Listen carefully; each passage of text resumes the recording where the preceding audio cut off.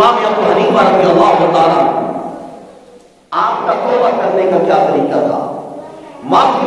مانگنے کا آپ کا کیا معمول تھا؟ حضرت امام ابو حنیفہ رضی اللہ تعالیٰ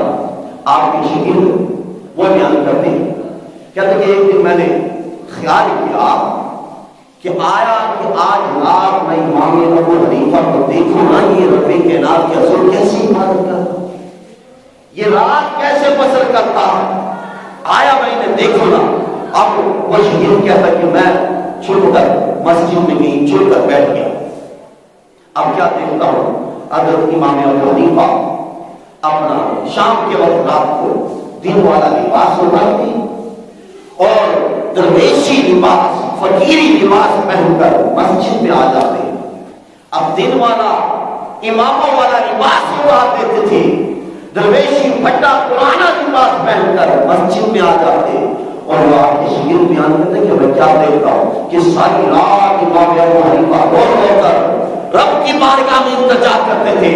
حتیٰ کہ اپنی داڑھی مبارک کو پکڑ کر رب کے حضور التجا کرتے تھے اور کہتے مولا کہ ابو حنیفہ تیری بارگاہ میں حاضر ہے، اس ابو حنیفہ کی معافی فرما، اس کی توبہ قبول فرما، اے مولا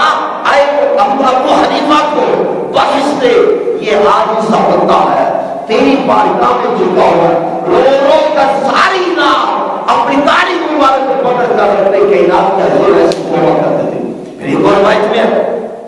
کہ آپ سارا قطار ہوتے، رو رو کر بے ہوش ہو جاتے اور زبان پر یہ الفاظ ہوتے کہ مولا قیامت کے دن مجھے بخش دینا، قیامت کے دن میرے گناہوں کو معاف فرمانا، قیامت دن مجھے ایسا کرنا کہ میں لوگوں کے سامنے اس انداز کے ساتھ پیش نہ کرنا مولا کہ میرے گناہوں کی لسٹ کو سامنے رکھ دے، مولا تیری رحمت چاہتا ہوں، تیرا فضل چاہتا ہوں، بار بار یہ دعا کرتے، آخر میں آتے پھر آپ بے ہوش ہو جاتے۔ اب آپ کی روایت کرتے کہ امام ابو حنیفہ رضی اللہ تعالیٰ آپ کا یہ معمول تھا روز کا